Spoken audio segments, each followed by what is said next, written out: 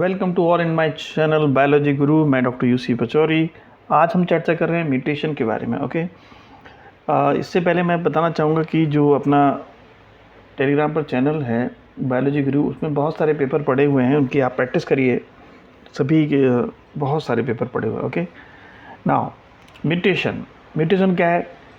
अचानक कोई चेंज हो रहा है, सडन चेंज हो रहा है, ओकेजनल चेंज हो रहा है, उसे कहते हैं हम म्यूटेशन। अब चेंज कहाँ होता है? जो डीएनए सीक्वेंस है उसमें चेंज हो रहा है। तो डीएनए में चेंज हो रहा है, तो डीएनए क्या करता है? That carry the information from one generation to another generation. तो कैसे डीएनए सीक्वेंस चेंज करोगे तो उससे क्या होगा? उसके जीनोटाइप में चेंज होगा, और अगर जीनोटाइप में चेंज होगा तो फिर फिनोटाइप में भी चेंज होगा। तो डीएनए में गड़बड़ी होने से जीनोटाइप भी चेंज हो रहा है और फिनोटाइप भी चेंज हो रहा है।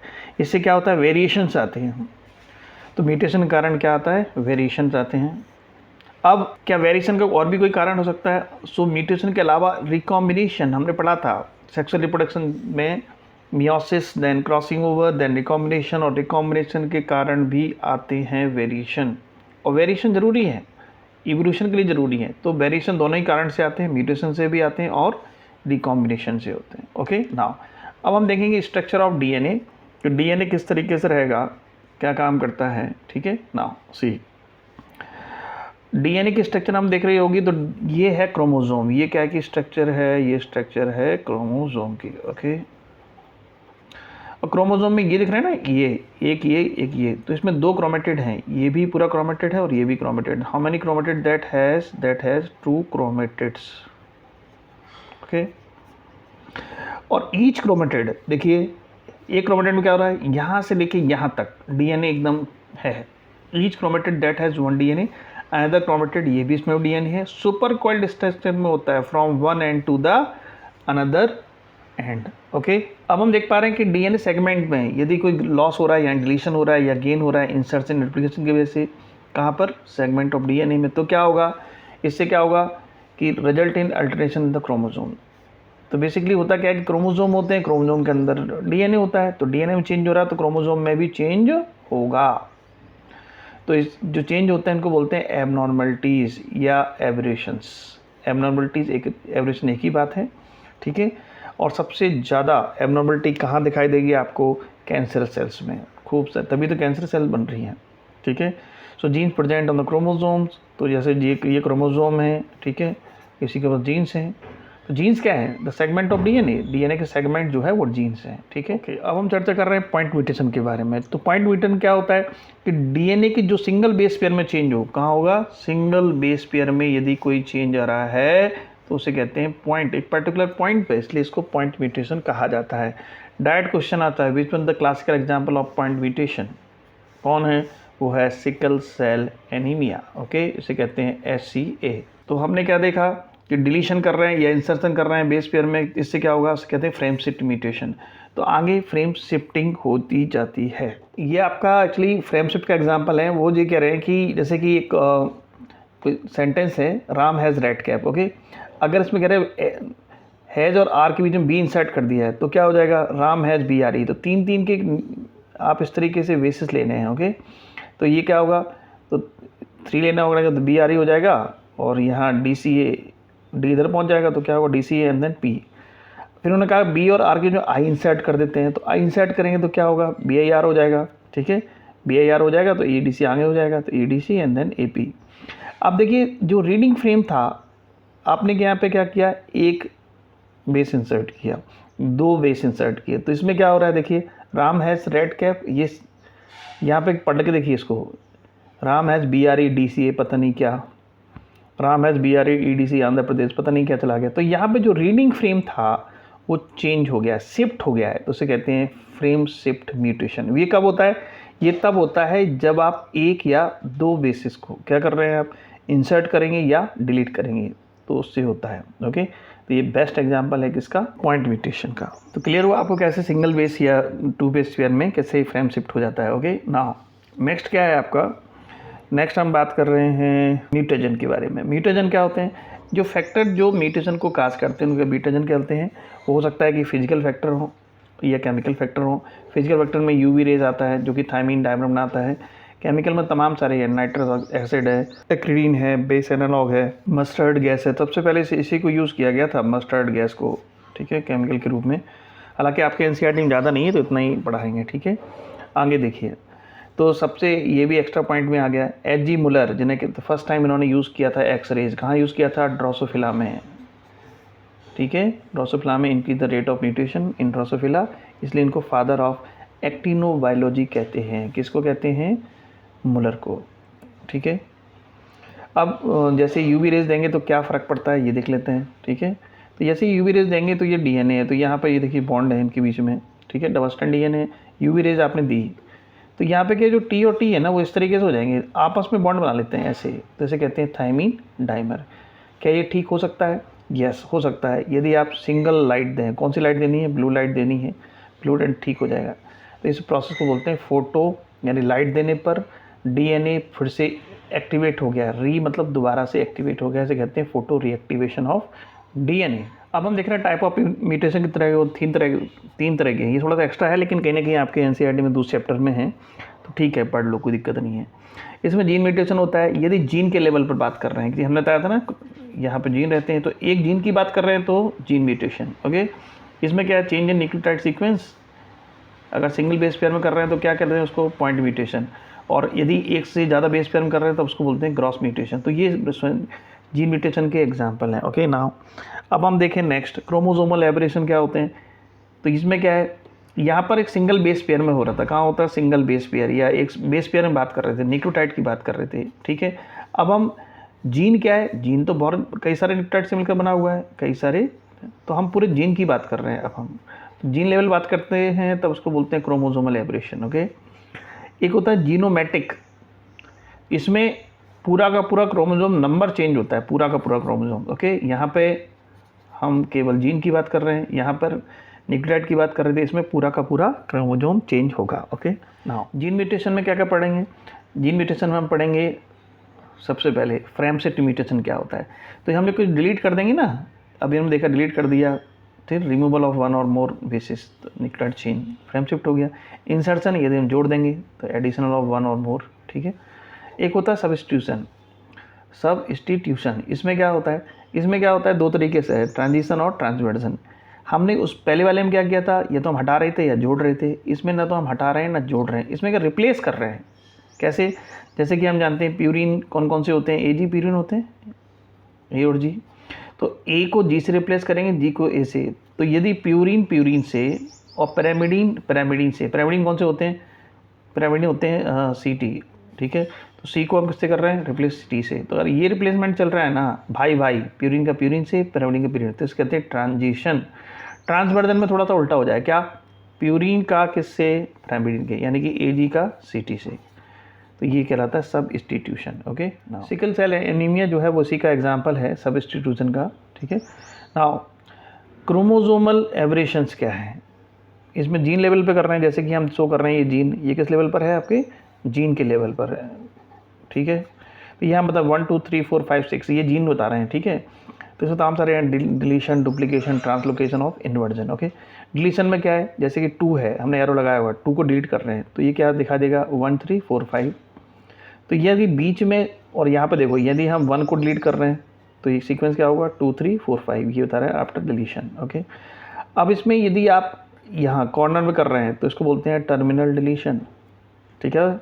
और यदि बीच में से कर रहे हैं तो उसको बोलते हैं इंटरस्टिशियल डिलीशन, बस ये अंतर है। नेक्स्ट डुप्लीकेशन में क्या हो? एडिशन करेंगे जी इसका, जैसे कि ये है आपका 2 3, हमने यहाँ पे ऐड कर दिया, दिख रहा है आपको, ये एडिशन कर दिया। तो यहाँ पे सीक्वेंस क्या होगा? 1 2 3 आफ्टर डुप्लीकेशन, 1 2 3, देखिए 2 3 और 2 3 हो गया डुप्लीकेशन, 4 5 6। और दूसरा देखिए आप यहाँ पे भी फिर से 2 3 कर रहे हैं, तो इसमें 1 2 3, लेकिन यहाँ पर रिवर्स ऑर्डर में जुड़े हैं, देखो 3 2 हो गया। तो अगर सीक्वेंस सेम है और साथ साथ चल रहा है तो उसको बोलते हैं टेंडम डुप्लीकेशन, ठीक है। और यदि ये उल्टे क्रम में जुड़े हुए तो उसको बोलते हैं रिवर्स टेंडम। लगे तो पास पास हैं लेकिन उल्टे क्रम में, तो रिवर्स टेंडम होते हैं। टेंडम का मतलब होता है पास पास लगे होना। नेक्स्ट है आपका ट्रांसलोकेशन, ओके। ट्रांसलोकेशन में क्या है? Transfer of one segment to the another segment, non homologous chromosomes के बीच में होता है। जैसे कि ये है 1 2, यहाँ से खिसक के यहाँ आ जाए तो सीक्वेंस क्या आ जाएगा? ऊपर वाले पे 3 4 5 यहाँ पे क्या हो जाएगा 1 2 6 7 8 ये लिख दिया। ओके, तो इसको बोलते हैं सिंपल ट्रांसलोकेशन। अब यदि एक हाथ दे दूसरे हाथ ले, गिव एंड टेक का मामला है भाई, ये वाला खंड यहाँ आ जाएगा सेगमेंट पूरा, और ये वाला कहाँ पहुँच जाएगा, इस जगह पे। तो सीक्वेंस क्या हो जाएगा, 6 7 ऊपर पहुँच गए, 6 7 3 4 5 1 2 इधर आ जाएंगे, 1 2 8 1 2 8 1 2 इधर आ गए 6 7। तो इसे कहते हैं रेसिप्रोकल ट्रांसलोकेशन। और ये इसमें इवोल्यूशन में बहुत ज़बरदस्त रोल प्ले करता है रेसिप्रोकल वाला। क्या सिग्निफिकेंस है, चलिए देखते हैं, एग्जाम्पल कोट कर लेते हैं। इसमें एक एग्जाम्पल कोट कर रहे हैं, क्रॉनिक माइलोजिनस ल्यूकेमिया, इसको बोलते हैं CML। इसमें क्या होगा, ट्रांसलोकेशन होता है। ट्रांसलोकेशन होता है कौन सा, रेसिप्रोकल वाला, segment of the long arm. अब देखो, जैसे क्रोमोजोम है, क्रोमोजोम में शॉर्ट आर्म जो होती है उसको बोलते हैं P आर्म। ये कौन सी है, शॉर्ट आर्म, और ये वाली कौन सी है, लॉन्ग आर्म, Q को बोलते हैं लॉन्ग आर्म। तो ये क्रोमोजोम नंबर 22 है, ये क्रोमोजोम नंबर 9 है। तो ये वाले, ये देखिए, ये आर्म कहाँ लग जाएगी, इस जगह पे, और ये वाली आ जाएगी इस जगह पे।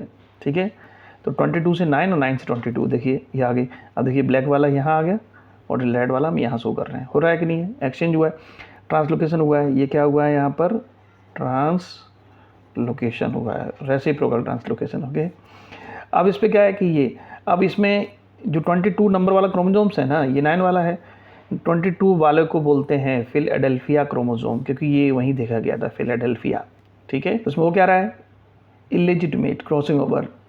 ठीक है, म्यूचुअल एक्सचेंज हो रहा है सेगमेंट किसमें, नॉन होमोलस क्रोमोजोम्स के बीच में, ये ध्यान रखना है। अब हम बात करें इन्वर्जन की। इन्वर्जन में क्या उल्टे हो जाते हैं क्रोम सीक्वेंस जीन का। कैसे, फ्रीक्वेंसी कहाँ दिखेगी सबसे ज़्यादा, ड्रोसोफिला में। जब एक्सरे देते हैं तो इस तरीके की कंडीशन देखी जाती है। इसमें देखिए 1 2 3 4 सीक्वेंस लगा हुआ है, रोटेशन करते कितने डिग्री पर, 180 डिग्री पे, तो ये इस तरीके से हो जाएंगे। ठीक है, ये बता रहे हैं कि सेंट्रोमियर है। ओके, अब यहाँ पे देखिए ये सीक्वेंस, अब यहाँ से इसको ब्रेकअप कर देंगे, तो इस तरीके दिखेगा, इस तरीके से। अब इसको जब हम किसको खींच के रखेंगे पूरे को, यहाँ से ऐसे ऐसे, तो क्या होगा, सीक्वेंस देखिए 1 2 6 5 4 3 7 8 ये लिख दिया आपने। तो यहाँ पे देखेंगे तो ये सीक्वेंस क्या हो गया, जीन का रिवर्स हो गया, इन्वर्स हो गया, इसलिए बोलते हैं इसको इन्वर्जन। ओके, अब टाइप्स, इन्वर्जन के टाइप्स भी पढ़ लेते हैं लगे हाथ। क्या है, यदि इस लूप में जो, ठीक है, इन्वर्ट पार्ट है, उसमें यदि सेंट्रोमियर है तो उसको बोलते हैं pericentric, centromere with in loop. यदि लूप से बाहर चला गया तो उसको बोलते हैं पैरासेंट्रिक। अब हम जीनोमिक म्यूटेशन की बात करें, so change in the number of chromosome change हो रहा है इसमें। ठीक है, जिससे कि फिनोटाइप भी दिखेगा आपको चेंज होता हुआ। ये 2 तरह का है, किस तरह का है, 2 तरह के हैं। देख लिए कौन कौन से हैं, चलिए आइए देखते हैं। इसमें हैं 2 तरह का, कौन कौन से हैं, एक तो है एन्यूप्लॉइडी, ठीक है, और दूसरा है यूप्लॉइडी। एन्यूप्लॉइडी में क्या करना है, ध्यान रखना, इसमें ये क्रोमोसोम है, तो हम यहाँ पे 1 या 2 क्रोमोसोम को बढ़ा रहे हैं या कम कर रहे हैं। ठीक है, अब इसमें ये सब नाम दे रखे हैं, मोनोसोमी क्या होता है, ट्राइसोमी क्या, टेट्रासोमी। अब समझो इसको, जैसे कि अपना कितना है, 2n इक्वल टू कितना है, 46।